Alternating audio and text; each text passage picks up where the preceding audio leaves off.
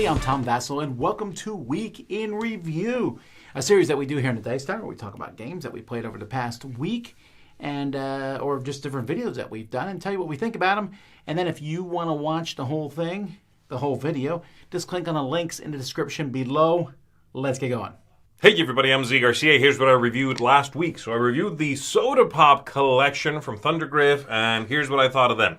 Lightseeker gets a 2 out of 10 from me. I thought it was really boring, very basic. It's the worst of these four by a large margin in my opinion, and I thought it just was not intuitive, wasn't engaging, wasn't vibrant, wasn't fun. It gave me nothing that I found interesting or worth coming back to. All of these games, all four of these games, by the way, are abstract games for 2. And the next one is for Genesis, weird title. I gave this one a 5 out of 10. It kind of feels like Hive. It kind of feels like all these abstract games where the pieces have powers. But it wasn't bringing anything interesting to the table either, above and beyond any of these various games that are out there. So it comes in at a nice average 5. It's got an interesting look, if a little busy, but I found it lacking charm, maybe. A little warmth, a little charm. Cat a Comb gets a 7 out of 10 from me. I like this one. It's an interesting mix between a Mancala mechanism and a stacking mechanism, in which you're putting out your cubes, trying to control specific areas on this tiny little grid, tiny little board. Yeah, this one I enjoy. It's a slight thing, but it's a fun one. And then lastly, Top Cap, which I also give a 7 out of 10 to. I thought it was the cleverest, the most interesting of the four. And it sort of has this spatial play in which when you go to move a piece, its movement points are based on what's around it.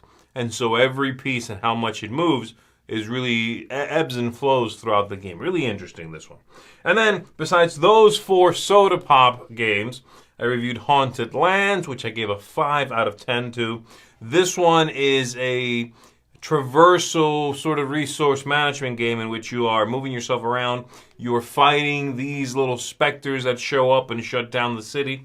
You are gathering goods, building buildings, gathering money, leveling yourself up. All interesting things. The game has 2 big flaws for me.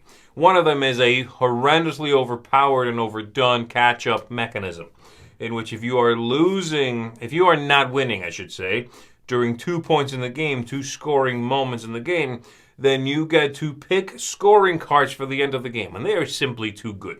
Meaning, if you want to do well in this game, you should try to be right below the player who is actually leading. And then the other thing is these specters that just sort of take over the board, shut down all your buildings, and you feel like you've built them and got a couple of victory points, but they don't do anything else. They never generate for you because everything's sort of shut down. So the game, it gets grindy, it makes you feel bad if you are the one doing well in the game and then somebody passes you by at the end because they get a scoring opportunity you do not. Or if you are that person who wasn't doing so well, but hey, look at that, I got 18 points from these cards. Haha, look at me pass you by. That also doesn't feel very good. So it needs some tweaks. There's interesting ideas, but this game, it wasn't done cooking. And that's going to do it for me. I'll see you on the next one. Is it Chris time? Of course it's Chris time. It's so Chris time. They don't even know what's about to hit them. All right. Hey everybody, Chris here. This week I took a look at a few games, the first of which was Cascadito, gave a 7.5. This is like a roll and write companion game to Cascadero from Bitewing Games. They're very much impressing me, and this is a nice one where it feels like a companion game that doesn't feel like an unnecessary add-on. You could have both. There's multiple maps to kind of play this little roll and write version of the game on, and I liked it, so 7.5 from me. And next up, Hitster. I don't love the name, but the game got an 8 from me. This is a very fun party game wherein you will use your phone, your app, to play from a QR code, some music, and it's kind of a, hey, name that tune type of a game, but you also are sliding it into a timeline. I like timeline-type games. I thought that this one creates a really great atmosphere where you and your friends are listening to music, trying to remember the names of the artists, thing constantly on the tip of your tongue. Oh, that's Hootie the Blowfish? No! So that type of atmosphere. I think that's wonderful. So an 8 from me. Not too many reviews this week, but we did a lot of the marathon reposts, so make sure to go check out those live plays again. That has been Chris Time. Hey everyone, I'm Camila, and this week I took a look at one game, Haunted Lands. Unfortunately, this game did not hit or resonate with me. I came in at a 5. Most of that was around one mechanism of this game, the catch-up mechanism. If you are a leader in this game, you are pretty severely punished by not having these end game opportunities to score, which end up wildly swinging the end scores.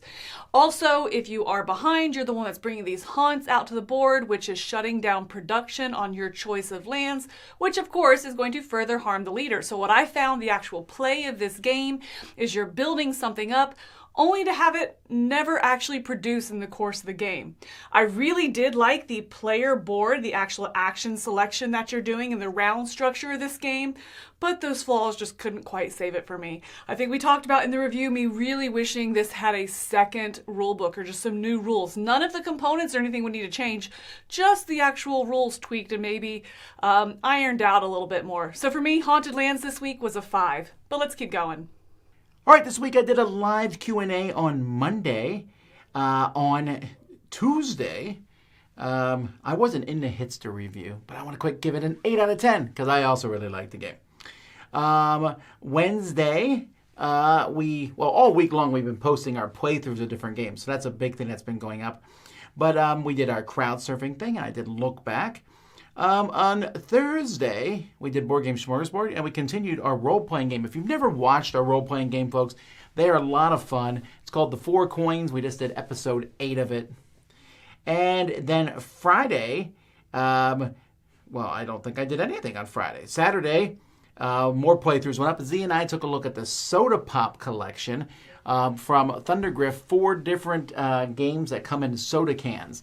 Not very good for me. Some of them were nice and decent, but I would not get the set. And then Sunday, I reviewed 6 short different games, so you can check those out and quick game playthroughs of those different games. So that's what we did this past week. We got some big reviews and stuff coming forward. It's for you to see in the future. Until next time, I'm Tom Vassell, and you've been watching The Dice Tower.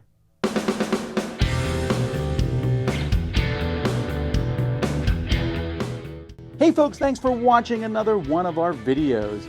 If you like our videos, if you like our channel, you would love to game with us at one of our conventions. Check out Dice Tower Cruise, Dice Tower East, and Dice Tower West.